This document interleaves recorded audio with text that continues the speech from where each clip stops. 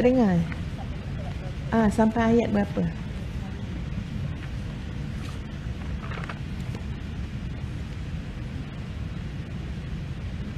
Okey, ayat 6 kot. Ayat 6, ayat 7. Ayat 5 dah, 6, 7 kan?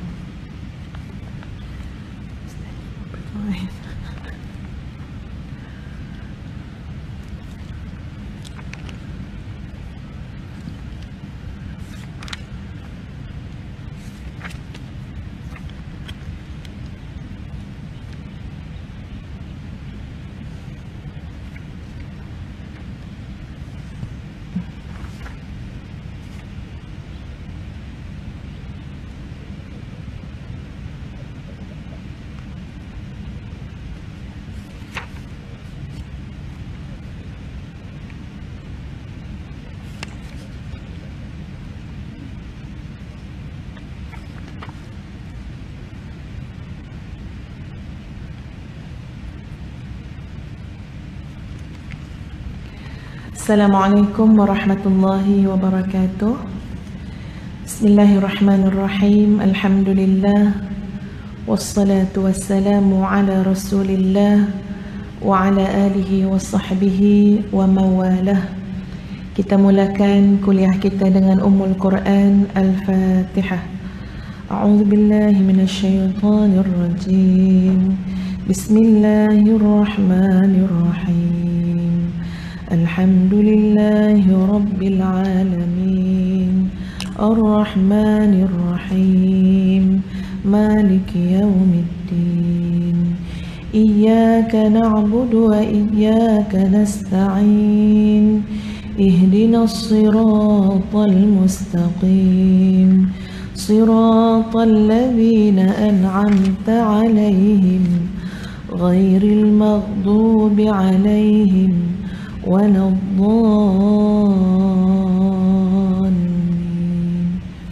Amin. Alhamdulillah wassalatu wassalamu ala rasulillah wa ala alihi wa sahbihi wa mawalah. Subhanaka la ilma lana illa ma 'allamtana innaka antal alimul hakim. Rabbi shrah li sadri wa yassir li amri wahlul 'uqdatam min lisani yafqahu qawli. Rabbi yassir wa la tu'assir wa tammim bil khair. Apa khabar puan-puan semua? Alhamdulillah. Dah makan ke belum? Dah pinggan dah basuh belum? Dah, alhamdulillah. Selalunya tuan-puan, orang yang sibuk-sibuk ni lebih pandai menguruskan masa daripada orang tak sibuk. Setuju tak? Ya, orang tak sibuk dia tak ada apa. Ya, boleh jadi pinggan dia pun tak basuh lagi sekarang. Ya, baju pun tak sidai lagi. Tapi selalunya orang sibuk, semalam lagi dia dah plan dah. Ya, pukul berapa nak bangun, pukul berapa nak menyantuni anak-anak, pukul berapa patut breakfast, pukul berapa nak makan suplemen, pukul berapa, Masya Allah.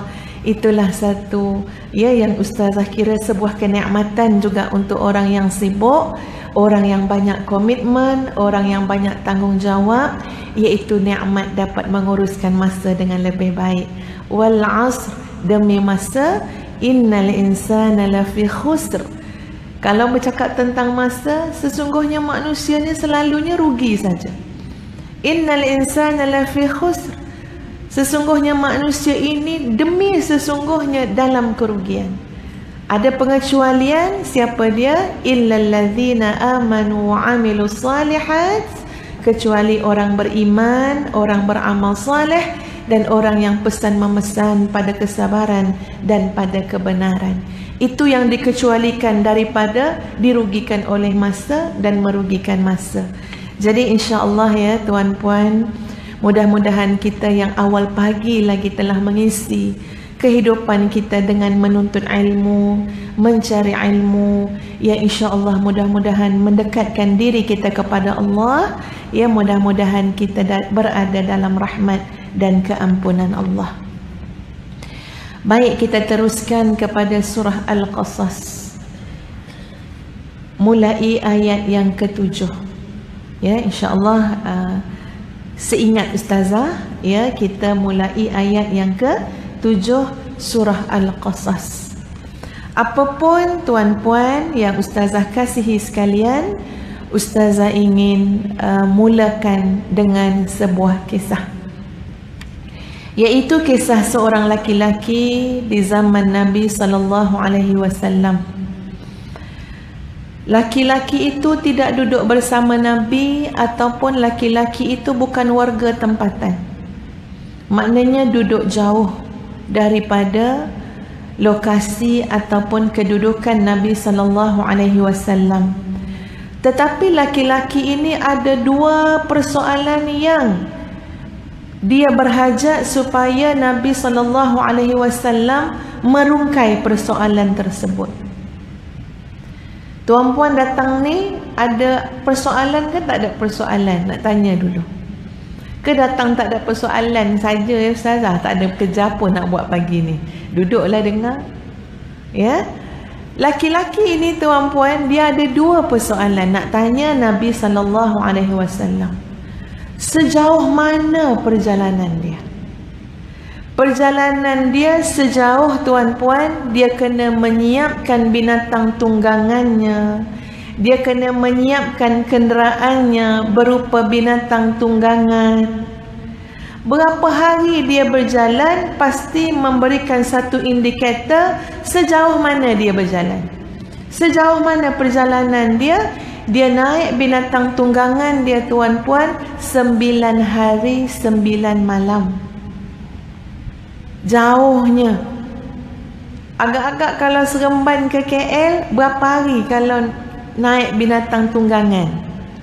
Agak-agak lah 3 hari sampai tak tuan-puan?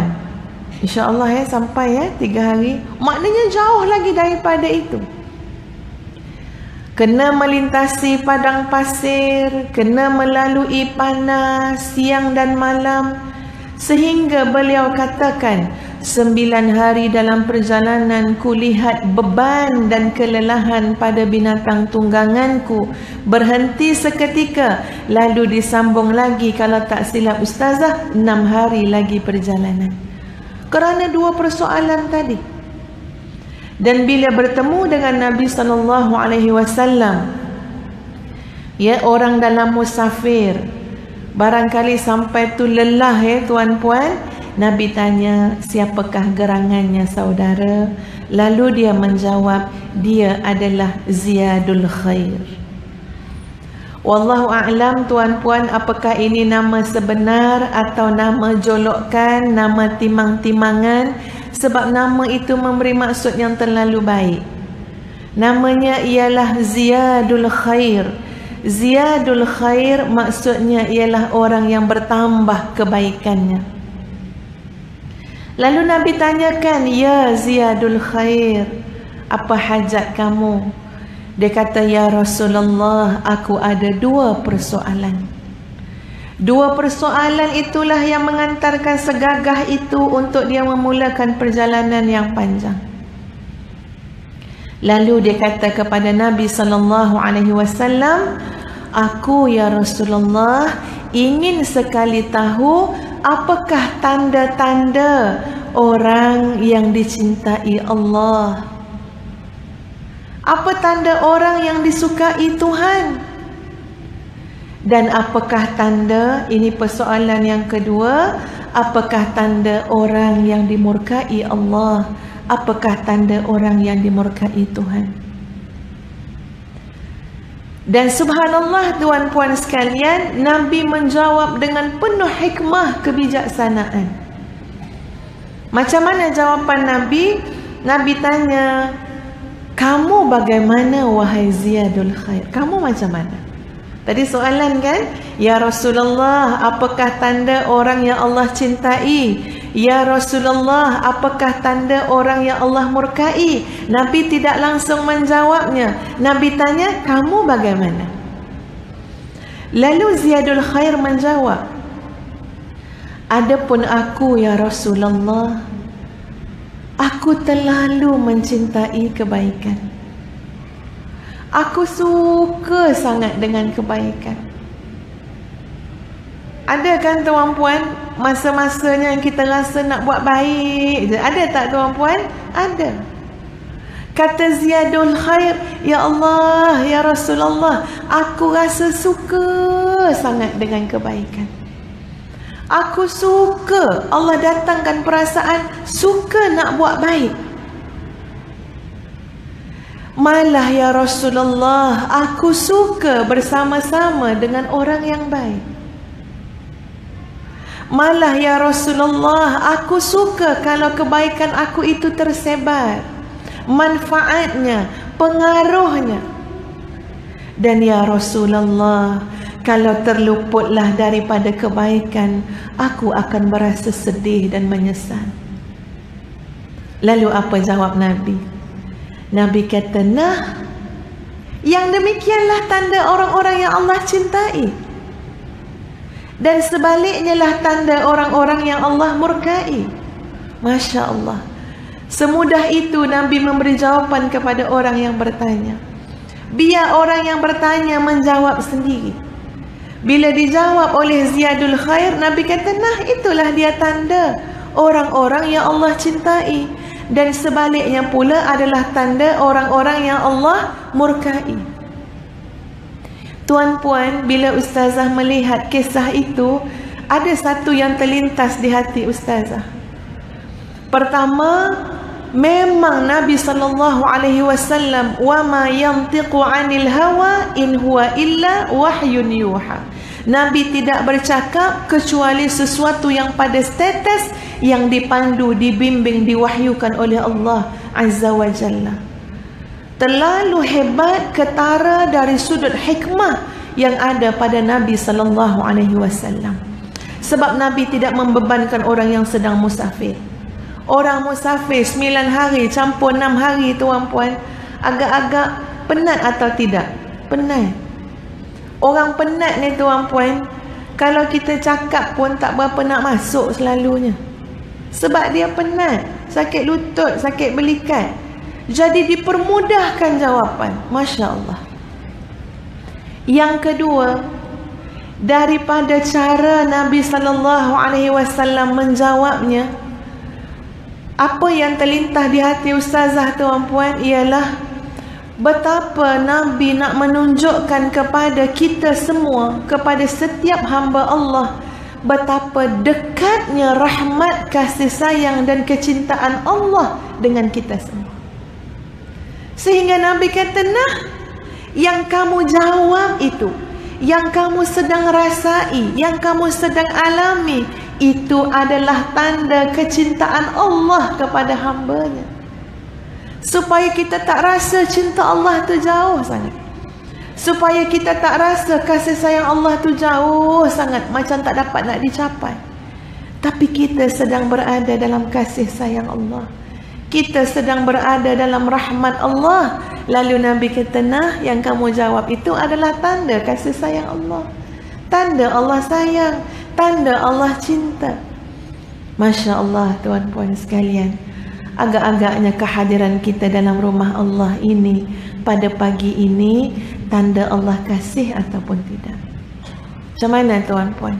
Kita nak terima sebagai apa? Kita nak anggap sebagai apa? Kedatangan kita pada pagi ini di rumah Allah ini, atau mungkin yang sedang lihat dalam Facebook sekarang ini, agak-agak ini tanda kasih sayang Allah ataupun tidak? Ini tanda kasih Allah kepada kita. Demikianlah tuan-puan, tanda-tanda orang-orang yang Allah cintai. Allah selalu berikan dalam hatinya perasaan cintakan kebenaran, perasaan membuat-buat untuk melakukan perkara yang baik, untuk berada pada halaqah-halaqah yang baik, untuk bersama-sama dengan orang-orang yang baik. Dan dia terasa menyesal sekiranya terluput, tertinggal kebaikan yang tidak dilakukan pada masanya.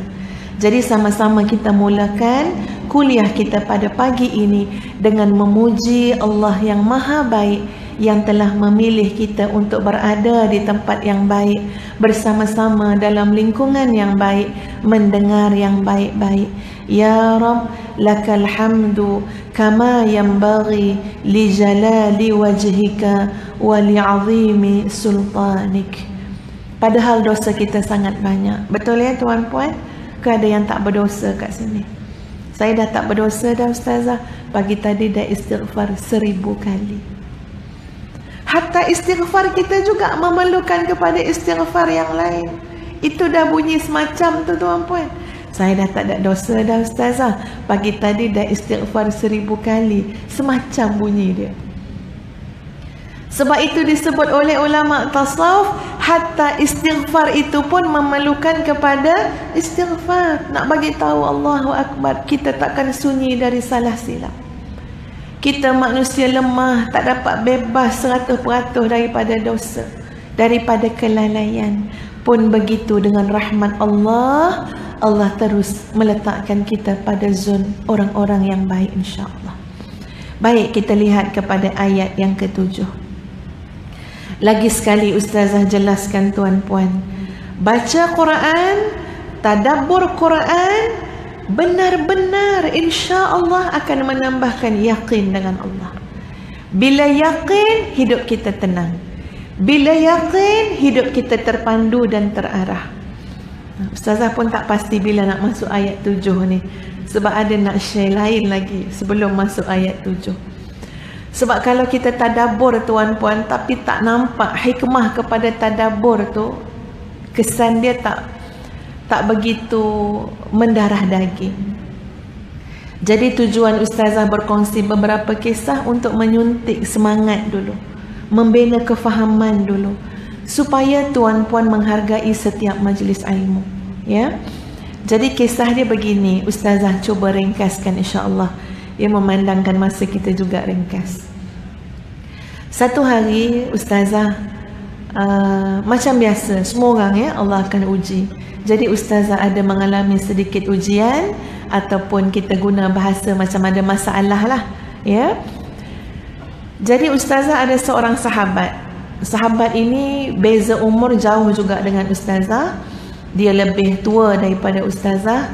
Dia telah kenal ustazah daripada ustazah sekolah rendah. Ya, zaman-zaman duduk atas pelepah pinang.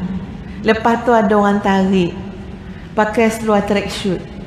Ya, zaman tu kecil lagi, darjah 2, darjah 3. Duduk atas pelepah pinang, orang tarik. Selalunya ustazah yang duduk tu lah. Jarang sekali yang menarik tu. Tarik.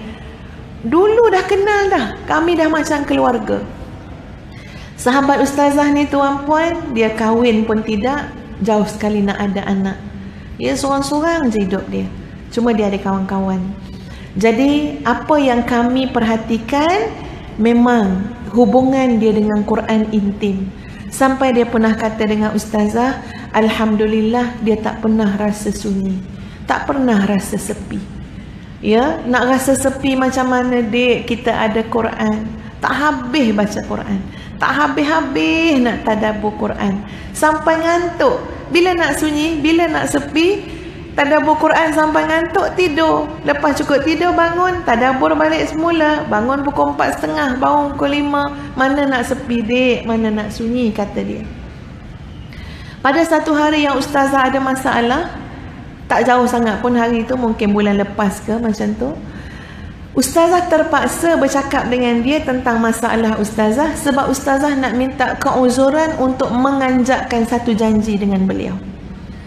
Jadi kak, tolong faham keadaan ustazah kak, yang ustazah janji tak dapat nak buat pada masanya. Sebab kak, ustazah dengan dia beradik berkakak lah, adik dengan akak. Sebab kak, adik ada masalah. Jadi bercakaplah sikit sebanyak dengan dia. Oleh kerana dia kelihatan seperti orang yang sangat pendengar yang baik ya, dia dengar macam ni. Jadi ustazah daripada hanya menceritakan masalah, jadi macam meluahkan sikit. Ustazah tu puan dah boleh agak dia jawab apa.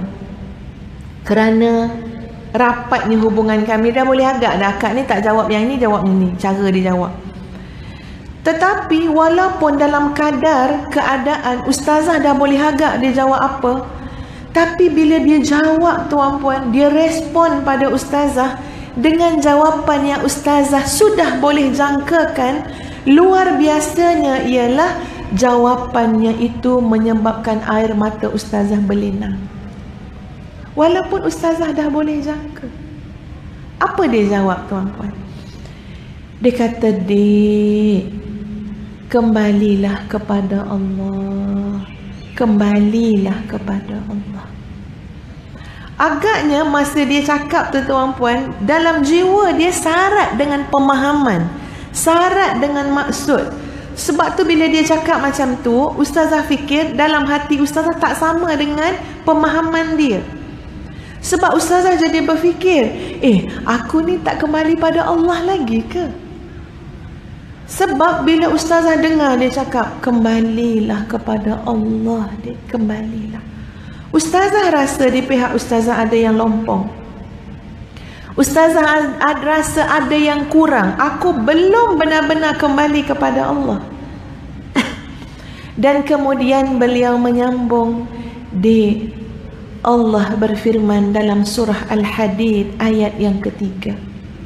Ustazah kena maklum dengan tuan-puan, sahabat ustazah ini bukan ustazah. Pendidikan dia SPM tuan-puan, sekolah menengah biasa. Tapi Allah tidak pernah mengecewakan orang-orang yang tadabbur ayat-ayat Allah. Inilah dia hamba Allah yang bukan ustazah, bukan ambil usuluddin, bukan ambil syariah. Tapi tiba-tiba di depan ustazah dia kata apa? "Dek, Allah berfirman dalam surah Al-Hadid ayat yang ketiga." Lalu dia bacakan ayatnya. A'udzubillahi minasyaitonir rajim. Huwal awwal wal akhir wal zahir wal batin wa huwa bikulli syai'in alim. Dialah yang awal, dialah yang akhir, dialah yang zahir, dialah yang batin, dan Allah atas segala sesuatu maha mengetahui. Ustazah dengar tu tuan-puan, ya Allah, terhiburnya, terpujuknya hati.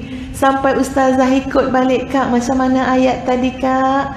Huwal awwal wal akhir wal zahir wal batin wa huwa bikulli syai'in alim. Jadi apa ustazah masa dengar tuan-puan? Jadi cari Quran. Kak, ayat apa tadi, Kak? Surah apa? Ambil Quran ni tuan-puan, buka surah Al-Hadid ayat ketiga, tengok. Allahu Akbar, sedapnya, Kak, ayat ni, Kak. Sambil-sambil ustazah tengok, sahabat ustazah terus bercakap, "Dek, dalam Quran ada beberapa surah yang dimulakan dengan ayat tasbih dan ayatnya hampir sama. Ayat ataupun surahnya adalah surah At-Taghabun, surah As-Saff, surah Al-Jumu'ah, surah Al-Hadid dan surah Al-Hasyr." Dia bukan ustazah tuan-puan, tapi ilmu tu dia dapat sebab dia pergi menadah kitab kat kuliah-kuliah tafsir. Ilmu tu dia dapat sebab dia tadabbur Quran sehari tak kurang 3 jam tuan-puan setelah dia bersara. Ustazah jadi macam orang bersilat kelang kelibut tuan-puan. Sekejap buka surah Al-Hasyr, sekejap buka surah At-Taghabun, sekejap buka surah As-Saff untuk melihat benarkah pada ayat pertama setiap surah itu Allah menyebut dengan ayat tasbih yang hampir sama.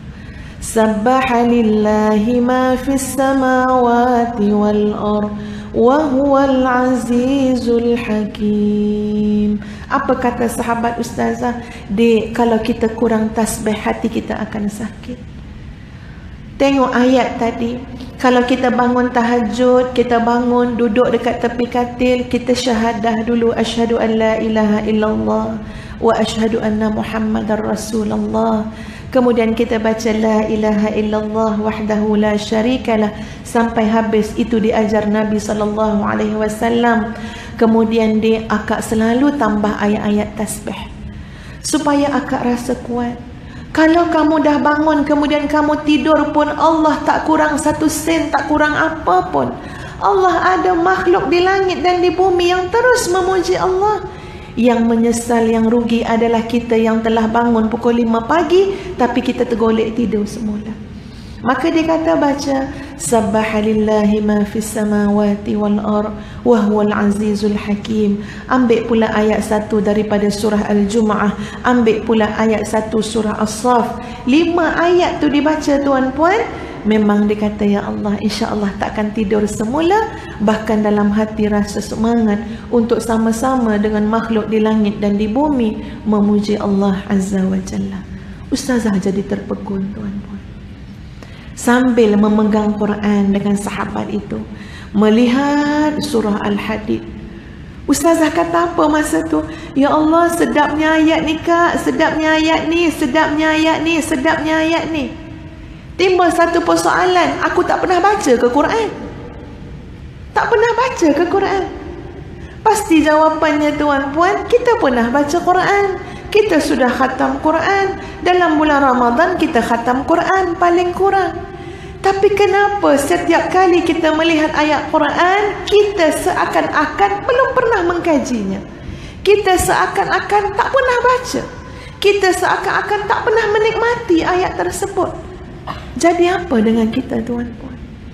Ustazah pada hari itu tuan-puan sungguh-sungguh diajar oleh Allah cukup-cukup untuk mengetahui satu hakikat, kamu belum benar-benar baca Quran dengan sebenar-benar tilawah. Sebab bila kita kata tilawah, daripada perkataan tala, tala ni maknanya apa? Mengikuti Al-Quran, bukan semata-mata baca. Masa tu tuan-puan, ya Allah, ustazah berdoa, wahai Allah, panjangkanlah umurku ya Allah, agar aku masih punya kesempatan untuk membaca Al-Quran, masih punya kesempatan untuk tadabbur Al-Quran, masih punya kesempatan untuk melihat, menghayati dan menikmati tiap-tiap kalam Engkau ya Allah. Ustazah tanya pada anak-anak tahfiz dekat tempat Ustazah Madinatul Huffaz pada hari Rabu lepas. Saya tanya, anak-anak hafaz Quran rasa nikmat ke rasa stres?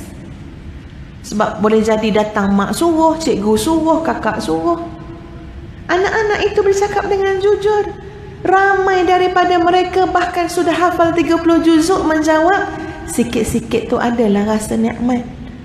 Kalau sikit-sikit rasa nikmat, maknanya banyak-banyaknya rasa apa? Rasa tertekan. Sebab itu tuan-puan, ramai orang sudah hafal Quran, tapi setelah hafal Quran, Al-Quran tidak lekat di hatinya. Tak lekat.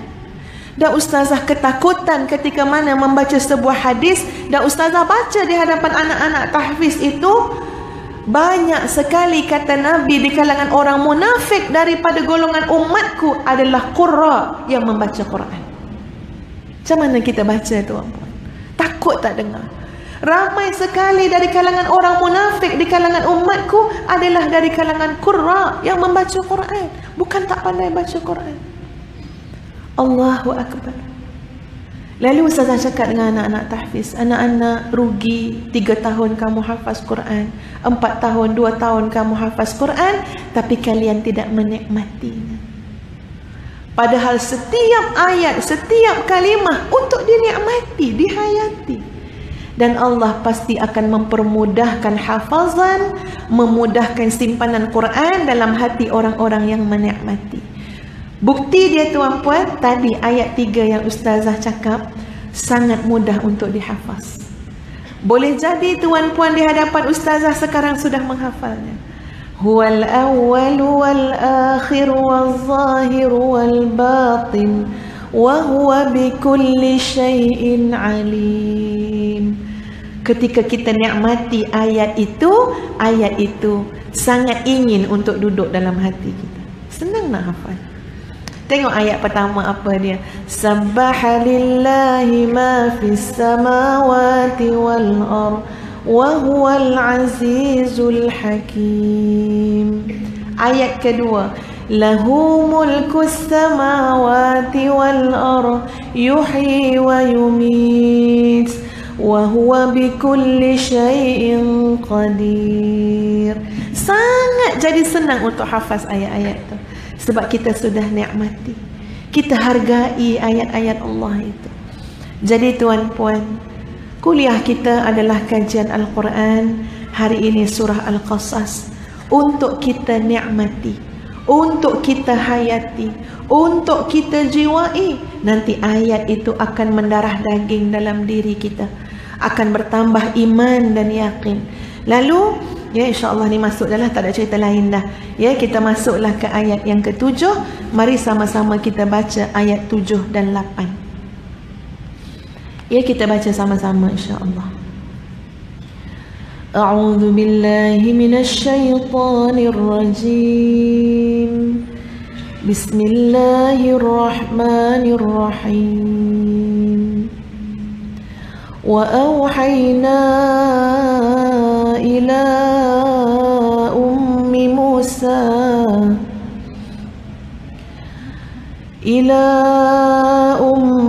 Musa an ardi'i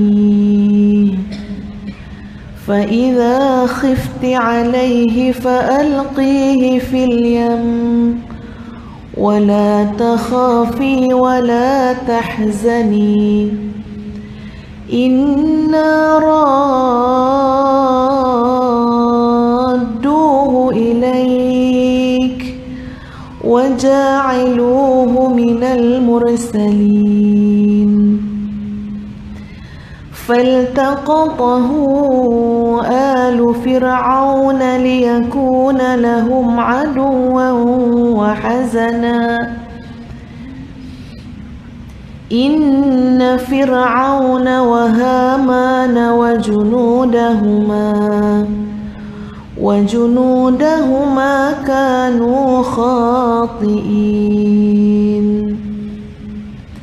Dan kami ilhamkan kepada ibunya Musa, susuilah dia, dan apabila engkau khawatir terhadapnya, hanyutkanlah dia ke sungai Nil, dan janganlah engkau takut, jangan pula bersedih hati, sesungguhnya kami, yakni Allah, radduhu ilaik, akan mengembalikan kepadamu dan menjadikannya, yakni Nabi Musa, salah seorang rasul. Maka Nabi Musa dipungut keluarga Fir'aun agar kelak dia menjadi musuh dan kesedihan bagi mereka. Sesungguhnya Fir'aun dan Haman bersama bala tenteranya adalah orang yang bersalah.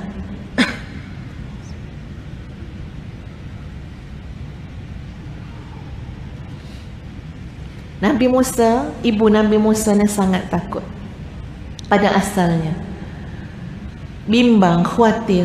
Ini yang selayak dan semula jadinya bagi seorang ibu yang melahirkan anak laki-laki dalam keadaan Fir'aun ataupun penguasa ketika itu berhasrat untuk membunuh seluruh anak laki-laki.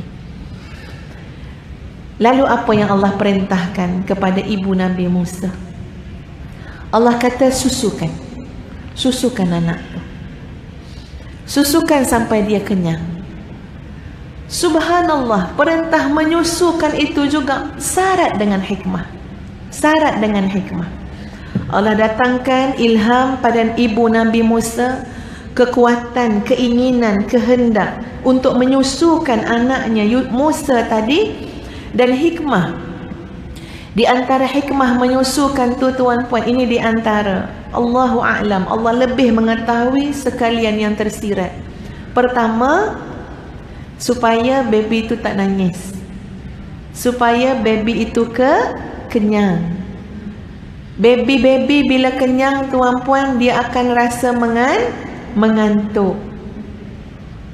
Itu di antara hikmah yang tersirat. Susukan biar dia kenyang, biar baby itu tenang, biar baby itu tak menangis mengaung. Satu. Yang kedua tuan-puan, untuk dibiasakan bayi itu dengan susuan ibunya. Betul kan? Seorang bayi itu akan sangat mengenal susuan ibunya, cara ibunya menyusukan. Masya Allah. Ya, ketika mana anak itu didakap oleh seorang ibu, anak itu tuan-puan didekatkan dengan dada ibunya. Anak itu merasa tenang ketika menyusu kerana mendengar rentak jantung ibunya. Dan macam-macam lagi yang tersirat. Pokok pangkalnya tuan-puan, nak dibiasakan bayi ini agar dapat mengenal, nah ini dia ibu kamu. Cara dia menyusukan, susuannya, ya, rentak jantungnya, semualah, ya, sentuhan dakapannya, susukan. Sebab hujung cerita ni tuan-puan, nanti akan dicari seorang ibu susu yang menenangkan anak ini. Sebab dah test dah dengan orang lain, dia tak nak. Dia nak cari ibu susu yang adalah ibunya. Itu kemudian kita akan lihat. Allah perintahkan tuan-puan, bila kamu telah susukan, maka hanyutkanlah dia ke sungai. Letakkan dalam bekas, hanyutkanlah. Kalau hanyutkan ke sungai, sungai ni dia akan patah balik tak? Nak tanya yang tu. Dia patah balik tak dia punya laluan tu ke kita? Dia tak patah balik. Dia akan pergi jauh dan jauh. Tapi kekuatan jiwa yang diilhamkan oleh Allah kepada ibu Nabi Musa, itulah di antara keputusan yang terbaik yang harus dilakukan. Dan bertawakallah kepada Allah. Ya, ibu Nabi Musa ada keyakinan dengan Allah, ya, dengan agama yang hanif, yakin dengan penguasa alam yang menjadikan langit dan bumi. Dah, hanyutkan saja. Lalu bisikan dalam jiwa ibu Nabi Musa, wala takhafi, jangan takut, jangan bimbang. Pasti macam-macam ya dalam fikiran seorang ibu kan, ya Allah, kemanalah anak aku. Paling tidak kalau ustazah akan berfikir, agaknya ada air terjun tak kat ujung tu. Ya, sebab sungai kan, kalau kena yang dekat muara ke apa air terjun, terbalik tak anak aku, ya Allah, masuk air tak. Paling tak itulah fikiran kita. Ikan ke, buaya ke apa ke, ya, dalam sungai itu, ya Allah, kita akan berfikir yang demikian tuan-puan sekalian.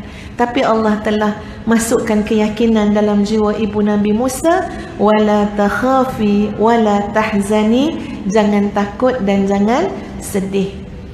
Lalu ditanam dalam keyakinan ibu Nabi Musa. Apa yang ditanam? Inna radduhu ilaik, sesungguhnya kami akan pulangkan balik.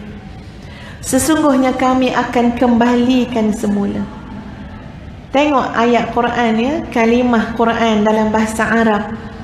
Seni bahasa tu sendiri, perkataan yang dipilih selalu menggambarkan prosesnya. Macam mana perkataannya? Raddu.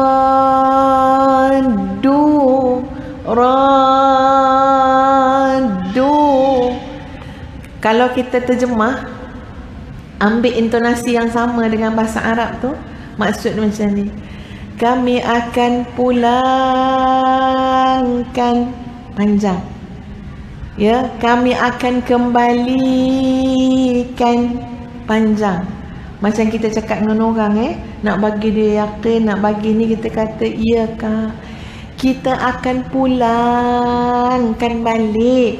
Nak tekan tu, malah panjangnya tu, radduhu ilaik, menggambarkan prosesnya masih panjang. Prosesnya masih panjang, kena sabar. Boleh saja tuan-puan nak guna fi'il mudhari' dekat situ, ditambah dengan sin, maknanya kami akan pulangkan. Kalau kami akan pulangkan, sanuraddu, ya, kami akan pulangkan. Subhanallah, setiap pemilihan perkataan semuanya mengandungi hikmah. Di sini raddu ini isim, bukan fa'il. Kalau kita lihat dalam tafsir Al-Munir yang juga turut mengulas dari segi bahasanya, maka dikatakan kenapa dipilih isim di situ. Raddu ni maknanya kata terbitan, pemulangan atau pulangkan. Maksud dia kenapa diambil perkataan isim bukan fa'il, memberikan gambaran bahawa Mulai daripada saat itu, proses untuk dikembalikan itu bermula. Jangan kamu fikir, oh anakku semakin jauh, semakin jauh, semakin jauh, nanti baru proses untuk dikembalikan itu berjalan. Tidak. Bahkan seawal kamu menyusukan, seawal kamu menghanyutkan, itulah proses untuk dikembalikan semula anak kamu dengan lebih tenang dan selesa. Kalau kamu terus susukan dalam keadaan sekarang, kalau kamu terus sorokkan anak kamu dalam keadaan sekarang, kamu tidak akan dapat kebahagiaan dan ketenangan menyusukan anak.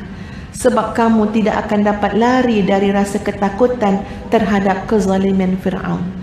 Tapi ada cara lebih baik, cara lebih meyakinkan, cara lebih menenangkan untuk anak kamu akan berada dalam pangkuan kamu, membesar di tangan kamu dalam keadaan kamu berasa amat-amat selesa. Masya Allah ya, itu janji Allah, keyakinan yang Allah tanamkan ke dalam hati ibu Nabi Musa alaihissalam. Akhirnya apa yang berlaku? Faltaqatahu alu Fir'aun. Akhirnya dipungut oleh keluarga Fir'aun. Ya, sebab ada banyak laluan-laluan, pecahan cabang-cabang sungai Nil.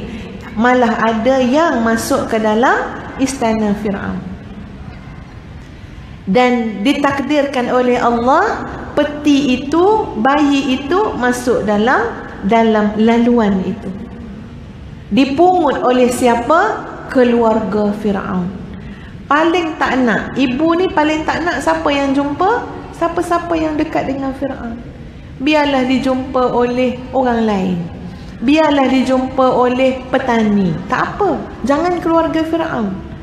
Tapi ketika mana disuruh kakak, saudara, ya, ataupun saudara kepada Nabi Musa untuk tengok ke mana pergi peti tu, pergi tengok tepi-tepi sungai, dan didapati ia masuk ke laluan Fir'aun.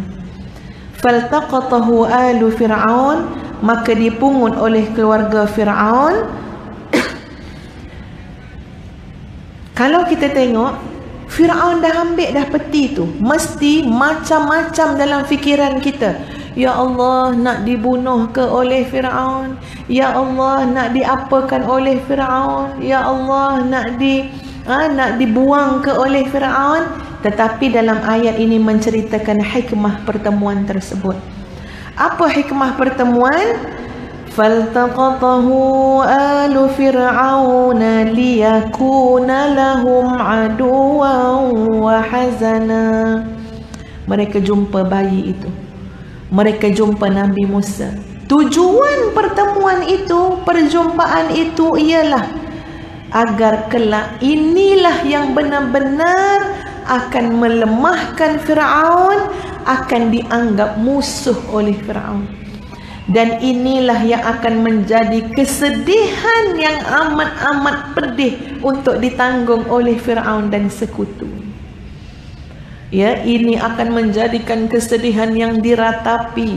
Mereka akan menyesal terguling-guling, tuan-puan, kerana pertemuan ini. Percayalah, subhanallah, pertemuan itu menjadi titik tolak penyesalan yang amat-amat akan ditanggung oleh Fir'aun dan sekutu.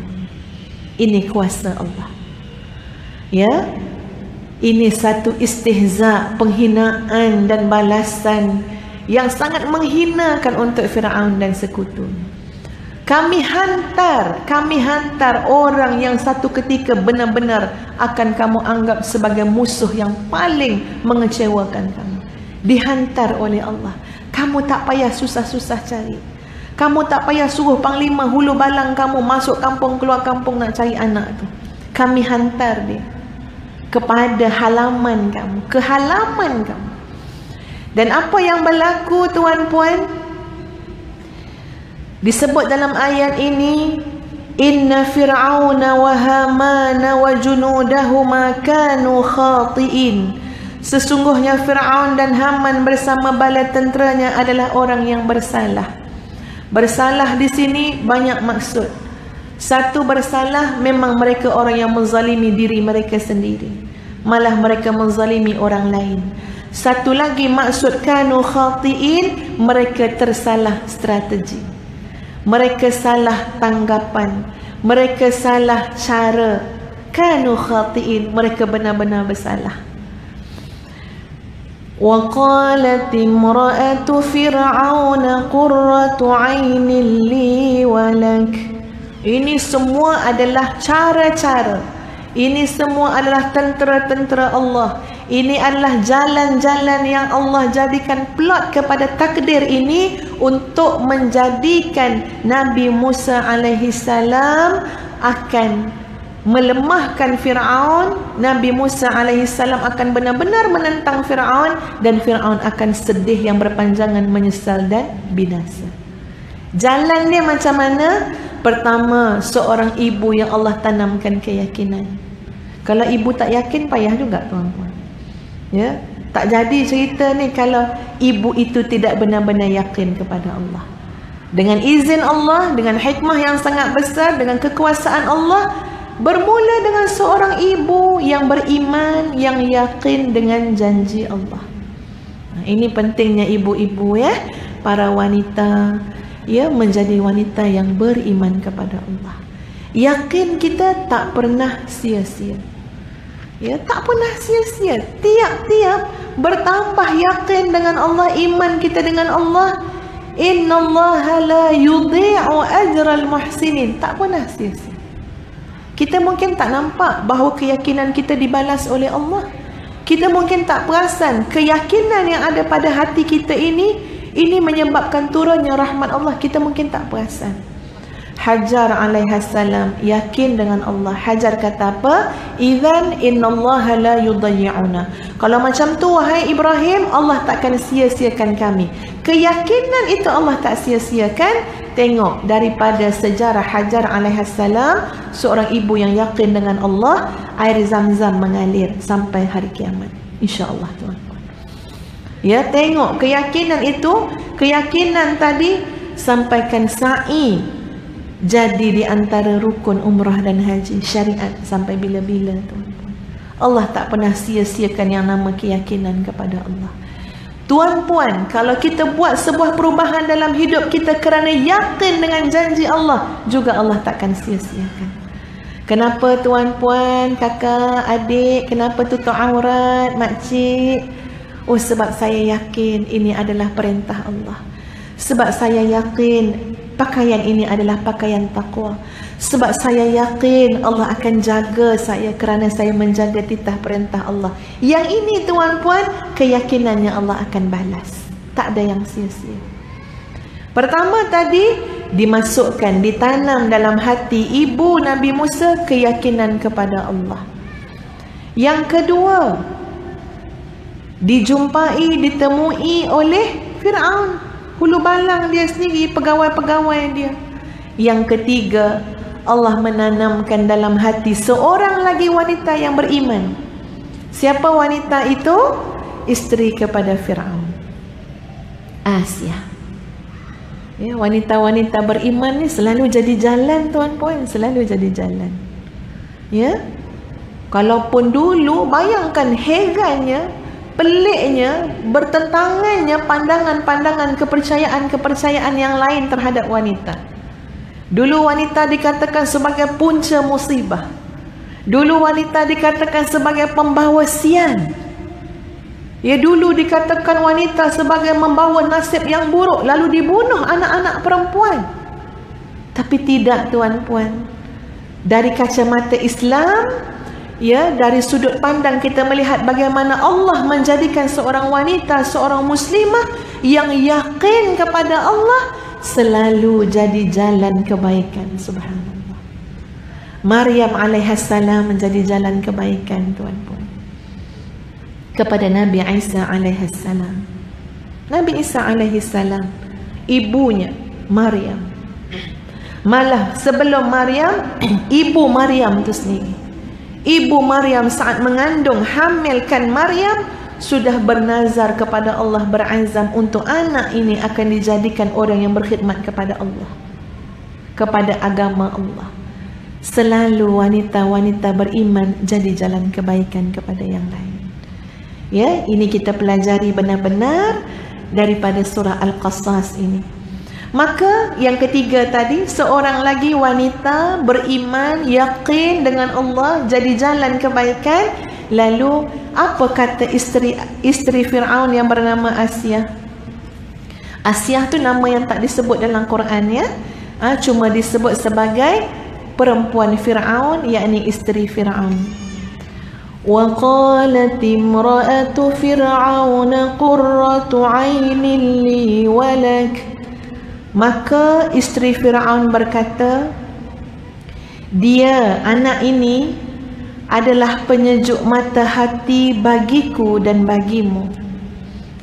Ya, ini peranan seorang wanita yang sangat besar. Ya, ada orang tuan-puan, sokongan isteri dia bawa rebah. Dengan sokongan isteri itu bawa rebah. Sebab isteri itu tidak pandai memposisikan diri dia untuk menasihati suami pada perkara-perkara yang makruf, yang baik. Ada orang kehadiran suri hidupnya, isterinya, ibunya, itu menjadi kekuatan baginya dengan izin Allah. Ciri dia apa? Sebab dalam jiwa wanita itu ada iman kepada Allah. Ini ciri yang sangat penting. Ya. Lalu apa kata wanita beriman ini, isteri Fir'aun ni? Bang, kita tengoklah ke anak ni bang. Sejuk hati saya. Saya rasa dia ni boleh jadi penyejuk hati kita dan penyejuk hati abang. Pandanglah tu bang, pandang anak tu. Ini memang kerja orang perempuan, tuan-puan, ya. Kerja orang perempuan ni kerja memujuk. Kata Buya Hamka, ya, kata Pak Hamka, ya, dia kata apa? Yang terakhir bagi seorang wanita adalah air matanya. Kata Buya Hamka, yang terakhir bagi seorang wanita adalah air matanya. Maksud dia apa tu? Nak bagi tahu, kalaupun ada orang melihat air mata wanita itu sebagai satu kelemahan, tapi barangkali orang itu terlupa bahawa itulah senjata terakhir tapi paling dahsyat dan luar biasa yang ada pada seorang wanita, iaitu air mata. Jadi air mata kita jangan mudah-mudah sangat, ya muslimat. Pagi menangis, tengah hari menangis kat depan suami. Saya stres lah dengan abang-abang, tubik lagi air mata, keluar air mata. Lama-lama air mata tu tak ada nilai. Air mata kita biar ada nilai juga, ya. Jadi air mata kita tu akan jadi senjata yang Pak Buya Hamka kata yang terakhir bagi seorang wanita. Wanita tu ada kehebatan dalam memujuk. Pandangan dia, cara dia memandang suami, daripada hati dia, ya, kasih sayang yang ada pada diri dia, ya, diterjemahkan depan suami. Dia kata, bang, kita ambil lah anak ni bang, jadi penyejuk mata kita, penyejuk hati kita. Tengok, perkataan yang dipilih oleh Asiyah tu perkataan yang memang besar maksud dia. Qurratu ainin. Kalau kata macam ni, bang, kita ambil jadi anak angkat, bang, kita buat pendaftaran kat jabatan pendaftar, tak ada sedap sangat bunyi dia. Ya, ambil anak angkat. Tapi ini dipilih apa? Bang, kita ambil dia, anak ini boleh jadi qurratu ain, penyejuk hati. Qurratu ain ni, Ustazah cuba tengok-tengok juga lah apa maksud qurratu ain ni dari segi bahasa dia. Qurratu ain ni dia macam ni tuan-puan, dia macam bola.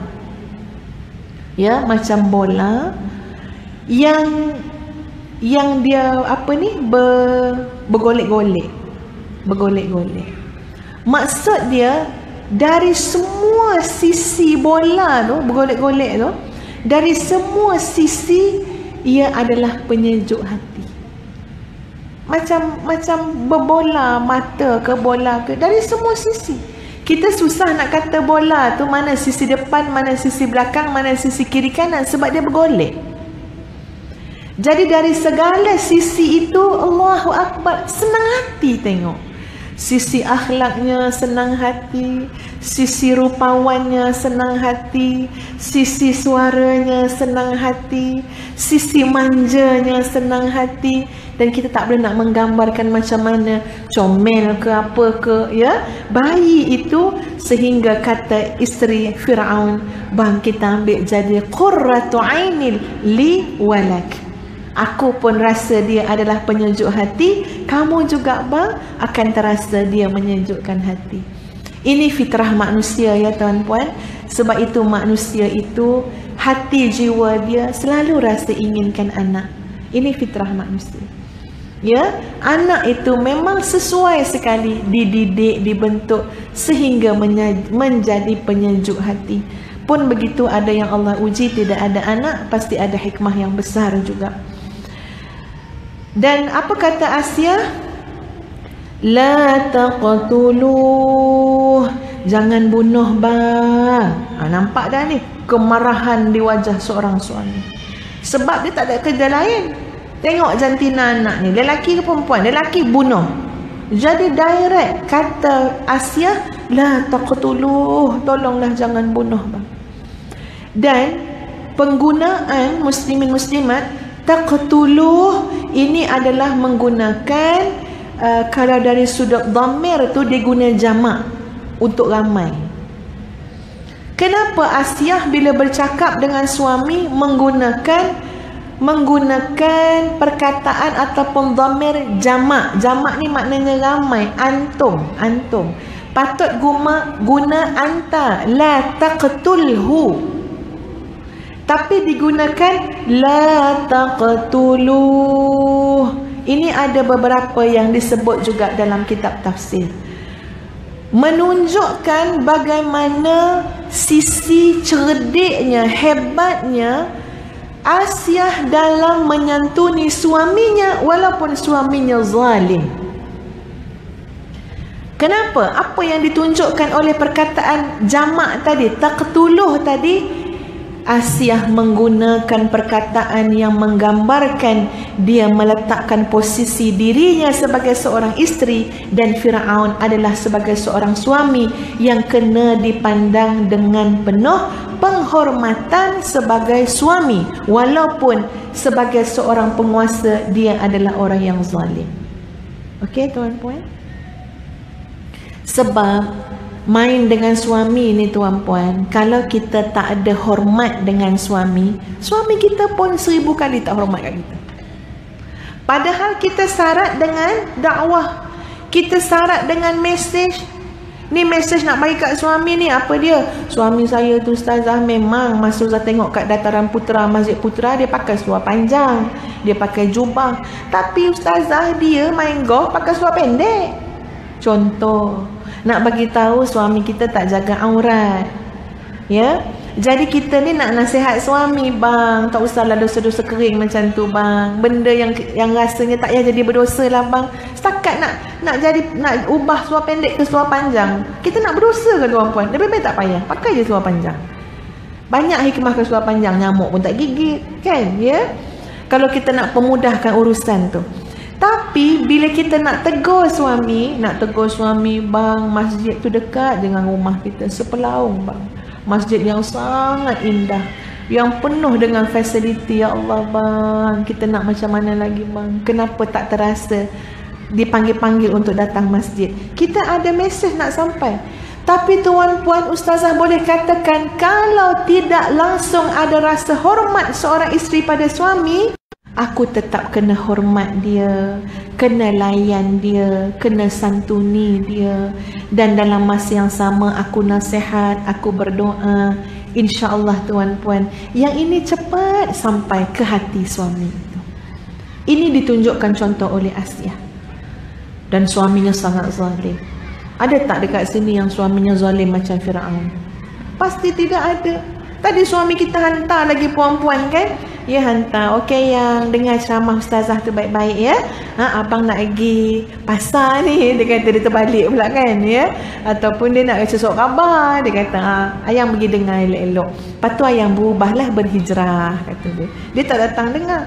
Tapi tu kira baik dah tu tuan-puan. Bukannya Fir'aun zalim macam Fir'aun. Tapi Allah uji kita para isteri, suami tu ada lompong sikit sebanyak, kekurangan sikit sebanyak, kelemahan sikit sebanyak, langsung kita tak boleh hormat dengan suami. Saya ustazah, kalau suami saya nasihat dalam hati saya kata apa, eleh dia ni, macamlah bagus sangat. Tuan-puan, kalau tak ada rasa hormat, macam mana suami kita nak dengar nasihat kita? Tengok hebatnya Asia. La taqtulu. Ayat tu memberikan satu penghormatan. Cakap dengan hormat. Jangan bunuh dia bang. Asa an yanfa'ana. Boleh jadi dia boleh memberi manfaat kepada kita semua. Aw natakhidahu walada. Ataupun kita ambil dia jadi anak kita sajalah. Kita pun tak ada anak. Wahum la yash'urun. Ya Allah sebut dalam keadaan mereka semua tu tak tahu pun yang sebenarnya ini adalah plot penceritaan, plot takdir. Satu, nak pulangkan balik anak ni pada mak dia. Inna radduhu ilaiki wa ja'iluhu minal mursalin. Dan yang kedua, nak jadikan, nak angkat Nabi Musa ini sebagai Nabi dan Rasul. Semua orang dalam keadaan tak perasan pun perjalanan takdir itu. Masya Allah. Itulah yang kita lalui dalam hidup kita tuan-tuan. Kalau tak sabar, tak nampak hikmah. Tak sabar. Ya tak sabar, macam mana nampak hikmah tuan-tuan?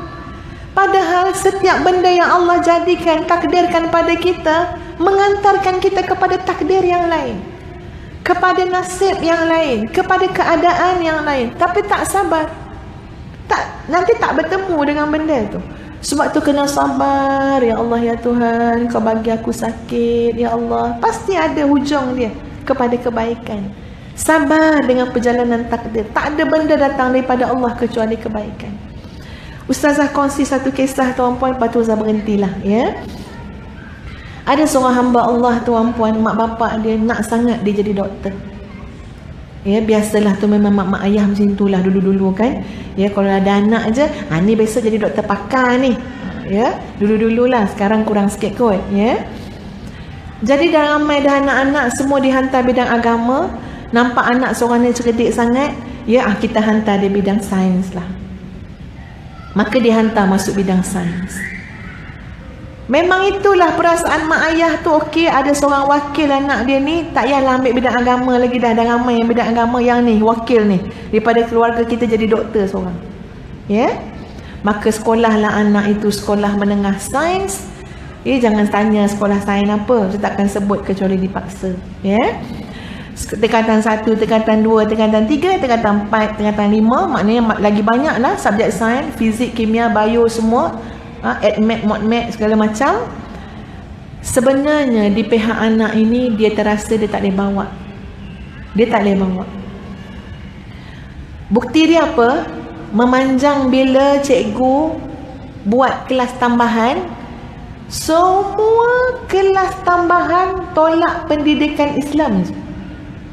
Agaknya mungkin satu lagi bahasa Malaysia kot, saya pun tak tahu secara detail. Tapi semua subjek sains, teras, matematik, bahasa Inggeris, nama dia lah nombor 1 senarai kelas tambahan. Dia kata kadang-kadang pengumuman tu time makan dekat dewan makan. Okey, pengumuman nama-nama berikut, sila hadir kelas tambahan petang ini dengan segera. Dia kata insya-Allah nombor 1 nama dia. Tercekik-cekik, tersedak makan. Sebab apa?